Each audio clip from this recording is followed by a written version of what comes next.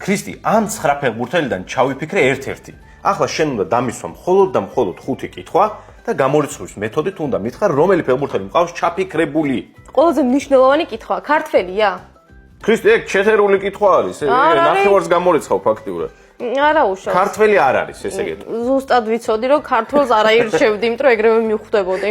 ანუ კვარაცხელია, მიქაუტაძე და მამარდაშვილი გამოირიცხა. დარჩა 2, 4, 6 ფეხბურთელი დარჩა ქრისტი. კაი, შემდეგი კითხვა, ახალგაზრდა ფეხბურთელია? არა ქრისტი, არა, უბრალოდ კი, ახალგაზრდა ფეხბურთელია ქრისტი. რომელს გამორიცხავ, აბა? რონალდოს გამოვრიცხავ. ეს მესი ახალგაზრდაა შენთვის. კაი, მესისაც გამოვრიცხავ. ჩემს ახალგაზრდა არის, მაგრამ რონალდო და მესი გამოვრიცხე. კაი, ქრისტი, დაგჭა 4 ფეხბურთელი, რომლიდანაც არ ვიცი რამდენი იცი. თავდამსხმელია? ქრისტი. 4-ვე თავდამსხმელი. 4-ვე თავდამსხმელი. კი, თავდამსხმელია. და შენ დაგჭა რამდენი კითხვა? 2 კითხვა თუ 1 კითხვა? 1 კითხვა დაგჭა? 1 კითხვა დამჭა. 1 კითხვა. მაგარი კითხვა დასვი, თავდამსხმელი. მე მივხვდი რომ ყველა ეგეთია. ანუ შენ თუ ფიქრობ რომ მე არ ვიცი ვინ არის, ძალიან ცდები. ბაპე არის, იამალი არის, ნეიმარი არის და ჰალანდი არის. ოჩო.